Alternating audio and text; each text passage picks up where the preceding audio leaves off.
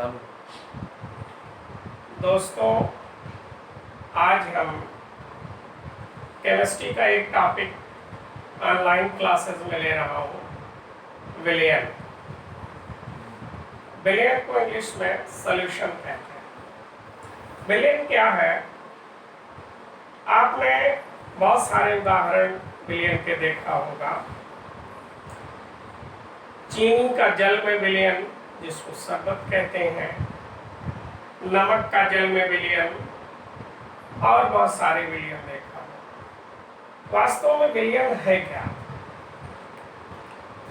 विलियन एक समांगी मिश्रण होता है। ऐसा मिश्रण है समांगी, इंग्लिश में कहते हैं होमोजीनियस। विलियन एक होमोजीनियस मिक्सचर है। अब होमोजीनियस मिक्सचर क्या होता है? जिस विलियन की प्रावस्था केवल एक होती है उसको होमोजीनियस सॉल्यूशन कहते हैं। और विलियन में दो या दो से अधिक पदार्थों का मिश्रण होना चाहिए। और चूंकि विलियन एक मिश्रण है, इसका मतलब है कि उसका कोई केमिकल कंपोजिशन नहीं होता। मतलब अगर विलियन का हम कहें कि कोई सूत्र लिखिए, तो विलियन का सूत्र पॉसिबल नहीं है, क्योंकि उसमें जो कंपोनेंट होते हैं उनका कोई डेफिनेट रेशियो नहीं होता। ठीक है, तो अगर हम विलियन को डिफाइन करना चाहें तो विलियन क्या है? देखिए, दो या दो से अधिक पदार्थों का समांगी मिश्रण विलियन कहलाता है। अगर इंग्लिश में हम कहें तो विलियन क्या होगा? A mixture of two or more components, या हम कहेंगे a homogeneous mixture of two or more substances is called solution. दोस्तों, विलियन में दो कंपोनेंट होते हैं। एक कंपोनेंट होता है विलेय और दूसरा कंपोनेंट होता है विलायक।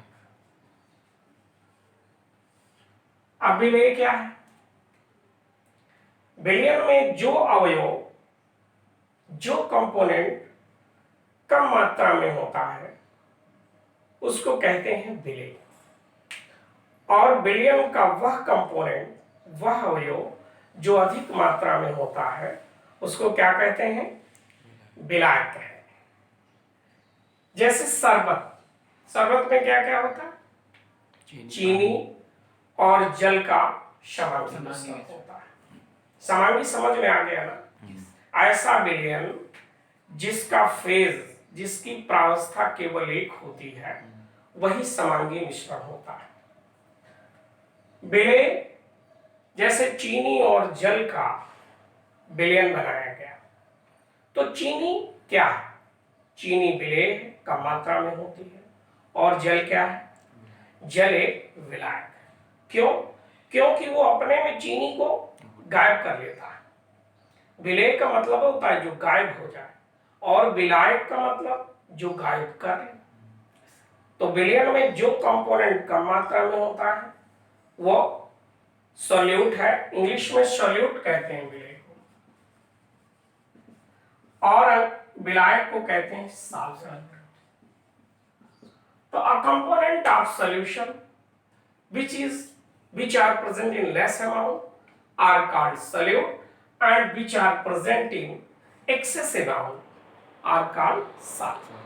ओके, अब देखिए, कभी कभी सॉल्यूशन में दो ही कंपोनेंट होते हैं, तो ऐसे सॉल्यूशन को बाइनरी कंपोनेंट, बाइनरी सॉल्यूशन कहते हैं। और जिसमें दो से अधिक होते हैं, मान लीजिए तीन कंपोनेंट मिलाकर के विलियन बनाया गया, सॉल्यूशन बनाया गया, तो उसको टर्सरी सॉल्यूशन बोलते हैं। और तीन से भी ज्यादा तो क्वार्टरली, और इसी तरह से। एक एक बात जरूर याद रखिएगा, बेरियम का कोई केमिकल कंपोजिशन नहीं होता। क्यों? क्योंकि उसमें जो भी कंपोनेंट मिले होते हैं उनका कोई डेफिनेट रेशियो नहीं होता। ठीक है। बेरियम के लक्षण, बेरियम की विशेषताएं क्या है? बेरियम की विशेषताएं,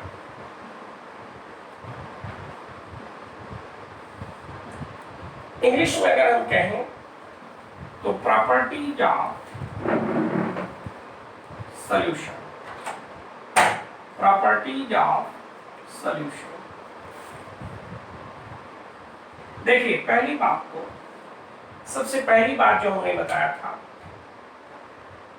बेरियम समान एवं पारदर्शी होना चाहिए। समान का मतलब बेरियम का पूरा अंग अंग एक समान होना चाहिए और पूरी तरह से ट्रांसपेरेंट होना चाहिए।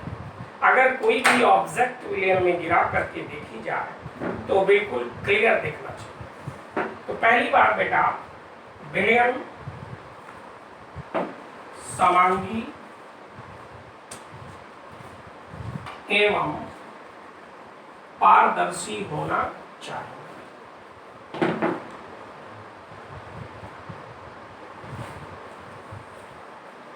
पारदर्शी होना चाहिए। दूसरी प्रॉपर्टी क्या है बेरियम की, सॉल्यूशन की? बेरियम का कोई निश्चित संगठन नहीं होता।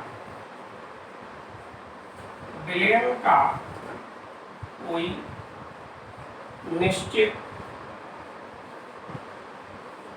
संगठन मीन्स कंपोजिशन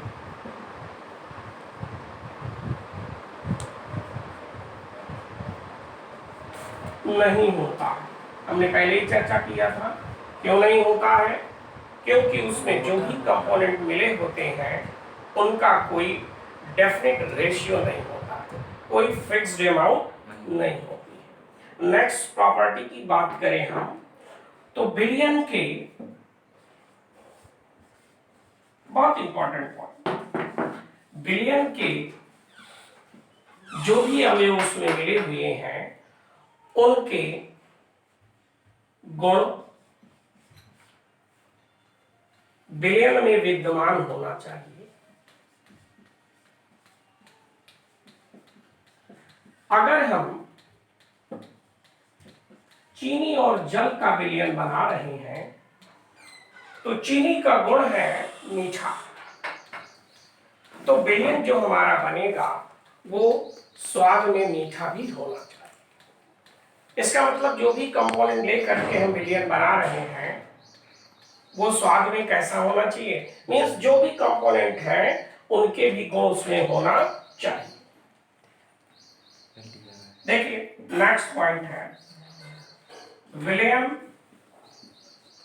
बनाने में उसके आयतन में वृद्धि नहीं होना चाहिए, वृद्धि नहीं होना चाहिए। अगर चीनी 1 लीटर पानी में 250 ग्राम चीनी मिलाकर के विलयन बनाया जाता है तो विलयन का आयतन 1 लीटर से ज्यादा नहीं होना चाहिए, मतलब विलयन का आयतन बढ़ना नहीं चाहिए। नेक्स्ट प्रॉपर्टी है, विलयन में विलय नष्ट नहीं होना चाहिए।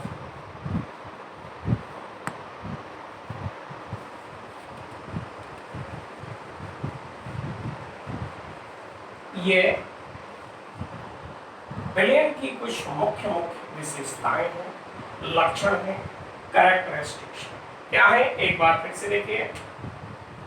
विलयन समांगी एवं पारदर्शी होना चाहिए। विलयन का कोई निश्चित संगठन कंपोजिशन नहीं होता है। विलयन के अवयव जो भी अवयव उसमें मिले हैं उनके गुण भी विद्यमान होना चाहिए। विलयन बनाने में उसके आयतन में वृद्धि नहीं होना चाहिए और विलयन में विलेय के गुण नष्ट नहीं होना चाहिए। ये विलयन की विशेषताएं हैं। बच्चों, अब इसके आगे हम पढ़ेंगे विलयन के प्रकार, टाइप्स ऑफ सॉल्यूशन। विलेय और विलायक की भौतिक अवस्था के आधार पर विलयन 9 प्रकार के होते हैं। वैसे तो पदार्थ की भौतिक अवस्थाएं आप समझ रहे हैं। वैसे पदार्थ की अवस्थाओं की बात किया जाए तो 5 अवस्थाएं होती हैं: ठोस, द्रव, गैस, प्लाज्मा और बोर्नस्टाइन स्टेट। ठीक है, लेकिन अगर भौतिक अवस्था की बात किया जाएगा तो केवल 3 भौतिक अवस्थाएं होती हैं: ठोस, द्रव और गैस। तो विलयन के प्रकार में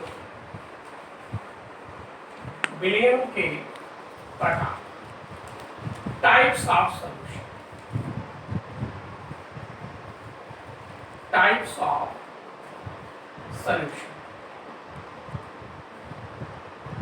मित्रों, विलेय और विलायक की भौतिक अवस्था के आधार पर विलयन को 9 भागों में बांटा गया है। कितने भागों में? 9 भागों में। ठीक है, अब देखिए कैसे बांटा गया। एक तरफ हम विलेय ले लेते हैं, दूसरी तरफ विलायक ले लेते हैं और इनके कौन कौन से उदाहरण हैं देखिए, एक एक हम लेके चलेंगे। अगर विलेय हम ठोस ले लेते हैं, क्या ले लेते हैं? ठोस। और विलायक भी ठोस लेते हैं, तो इसको क्या कहेंगे? ठोस का ठोस में विलय। The solution of solid in solid means हमारा सॉल्यूट भी सॉलिड होगा और सॉल्वेंट भी सॉलिड होगा। तो इसका अगर हम एग्जाम्पल देखें तो देखिए, पीतल आप लोगों ने नाम सुना होगा। पीतल क्या है? पीतल ठोस का ठोस में विलयन का उदाहरण। नेक्स्ट, विलेय हमारा ठोस होगा और विलायक हमारा क्या होगा बेटा? द्रव होगा। तो इसको कहेंगे ठोस का द्रव में विलयन। और इसका क्या होगा बेटा? यही सारे आप जानते हैं, नमक का विलयन और चीनी का विलयन, जिसको आप शरबत कहते हैं। ये क्या है? बहुत सारे। ये विलेय ठोस होगा और विलायक जो होगा वो द्रव होगा। तीसरा टाइप देखिए, ठोस का गैस में विलय। मतलब विलेय हमारा ठोस होगा और विलायक क्या होगा? गैस होगा। जैसे आप लोगों ने दो देखा होगा, बहुत साधारण उदाहरण लेते हैं, धुआं देखा होगा। धुआं क्या है? विलायक यहाँ पर गैस होता है और डस्ट पार्टिकल गैस में जाकर के बैठ जाते हैं और यहाँ पर एक मिक्सचर बनाते हैं, जिसको कहते हैं ठोस का गैस में विलय। इसी तरह द्रव का ठोस में विलयन। द्रव का ठोस में विलयन क्या है बेटा?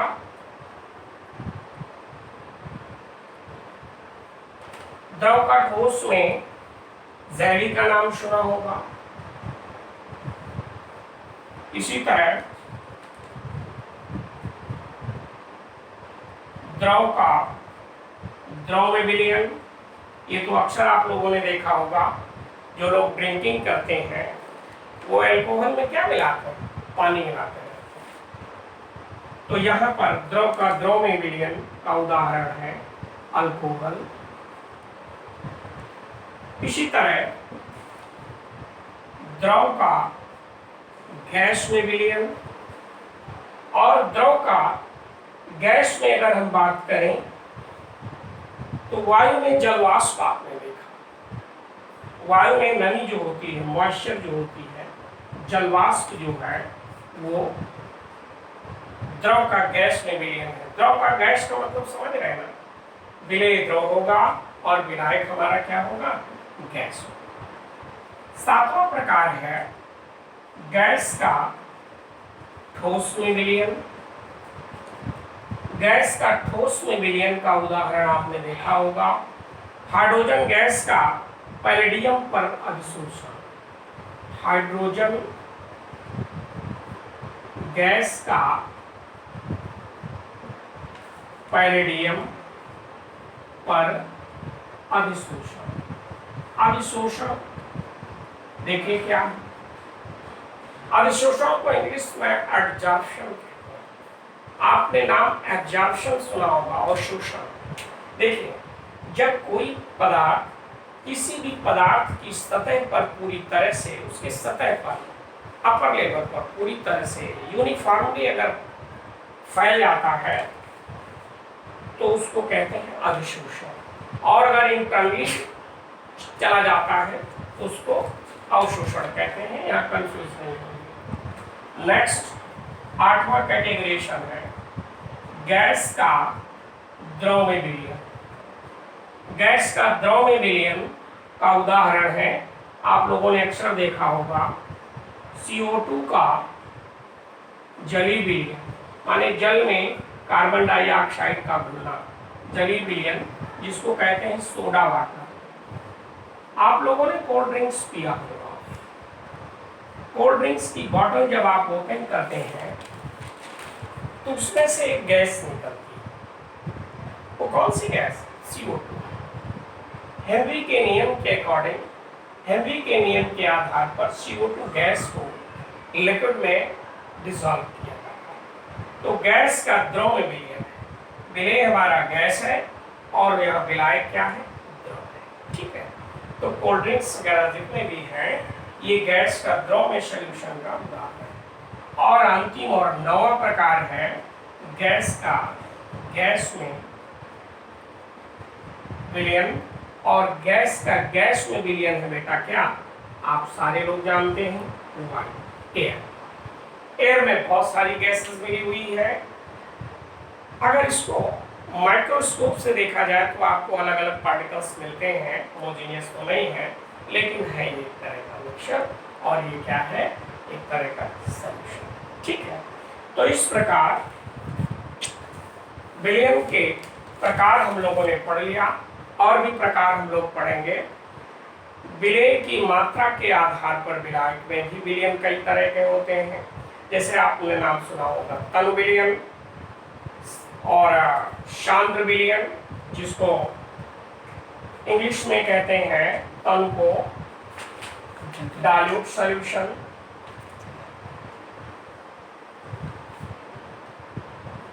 और दूसरा है सांद्र विलयन। सांद्र विलयन को इंग्लिश में कंसंट्रेट सॉल्यूशन बोलते हैं। ये सॉल्यूशन आप अक्सर जब लैब में जाएंगे तो वहाँ आपको दो तरह की बोतल मिलेंगी, एक पर डाइल्यूट DIL लिखा होगा और दूसरे पर कंसंट्रेट COC लिखा रहता है। तो ये दो तरह के सॉल्यूशन, ये क्या है? जब किसी भी सॉल्यूशन में सॉल्यूट की मात्रा सॉल्वेंट के कंपैरिजन में बहुत ही कम मिली होती है, तो इस प्रकार के जो सॉल्यूशन होते हैं उनको डाइल्यूट सॉल्यूशन कहते हैं, तनु सॉल्यूशन कहते हैं। जैसे 1 लीटर पानी में एक चुटकी समझते हैं कि नहीं, 5 ग्राम, 10 ग्राम, 50 ग्राम चीनी मिला दिया जाए तो इस टाइप का जो सॉल्यूशन है बेटा वो डाइल्यूट सॉल्यूशन। इसका मतलब सॉल्वेंट के कंपैरिजन में जो हमारा सॉल्यूट है वो बहुत लेस अमाउंट। ठीक, नेक्स्ट है सांद्र सॉल्यूशन। सांद्र सॉल्यूशन क्या? देखिए, विलायक में जितना सॉल्यूट डिसॉल्व हो रहा है उससे ज्यादा मात्रा में अगर हम सॉल्यूट डिसॉल्व कर देते हैं तो एक गाढ़ा जिसकी डेंसिटी ज्यादा होगी वो सॉल्यूशन बनेगा। जैसे आपने देखा होगा, एक एग्जांपल के द्वारा हम आपको क्लियर कर देते हैं। जैसे आपने जलेबी खाया होगा, तो जलेबी किसमें डुबोई जाती है? चाशनी में। चाशनी क्या है? चीनी और पानी का एक कंसंट्रेट सॉल्यूशन। कैसे? पानी को गर्म करते हैं, ऐसे नॉर्मली आप डिसॉल्व करेंगे तो जितनी उसकी सॉल्वेबिलिटी होगी, जितनी उसकी विलयता होगी, उतना ही डिसॉल्व होगा। लेकिन अगर उसको हीट कर देंगे, टेम्परेचर इंक्रीज कर देंगे, तो उसकी सॉल्वेटी बढ़ जाएगी, और जब सॉल्वेटी बढ़ जाएगी तो जितनी मात्रा डिसॉल्व होना चाहिए उससे ज्यादा डिसॉल्व हो जाता है। इस तरह से कंसंट्रेट सॉल्यूशन बनता है। ठीक है, और भी सॉल्यूशन है। देखिए नेक्स्ट है संतृप्त विलयन। संतृप्त विलयन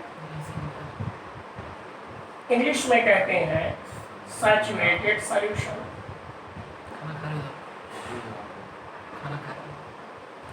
और नेक्स्ट है असंतृप्त विलयन।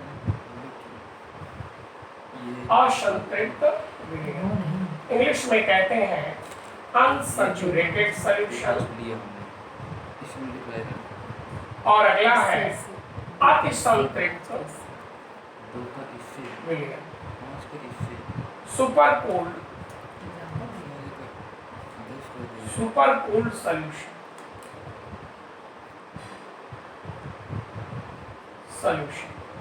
अब देखिए एक एक समझा देते हैं। सैचुरेटेड सॉल्यूशन क्या होता है? जब किसी भी विलयन में सॉल्यूट की जितनी मात्रा घुलनी चाहिए, अगर उतनी मात्रा घुली हुई है स्थिर ताप पर, तो ऐसे विलयन को संतृप्त विलयन कहते हैं। कैसे बनाएंगे संतृप्त विलयन?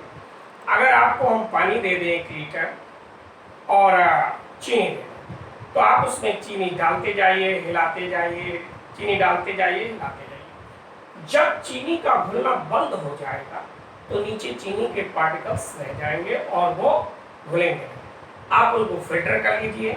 इस तरह से जो विलयन हमारा बनेगा वो संतृप्त विलयन। असंतृप्त विलयन क्या है? Unsaturated solution. जितनी संतृप्त विलयन बनाने में मात्रा जितनी घोलना पड़ता है, जैसे मान लीजिए कि 30 ग्राम या 300 ग्राम चीनी 1 लीटर में घुल रही है, 30 ग्राम ले लीजिए, तो 30 ग्राम एक संतृप्त विलयन की मात्रा है। लेकिन अगर उससे कम हम घोल दें, 28 ग्राम घोल दें, 25 ग्राम घोल दें, तो इस तरह से जो विलयन बनेगा बेटा वो असंतृप्त विलयन होगा। और अतिसंतृप्त क्या है? संतृप्त विलयन में विलय की जितनी मात्रा है, अगर उससे अधिक मात्रा घोल दिया जाए तो इस तरह से जो विलयन बनता है उसको कहते हैं बेटा अतिसंतृप्त विलयन। ठीक है, आज की क्लास यहीं तक। अगली क्लास हम लोग नेक्स्ट अपने वीडियो में आपको बना करके भेजेंगे। नमस्कार मित्रों, बहुत बहुत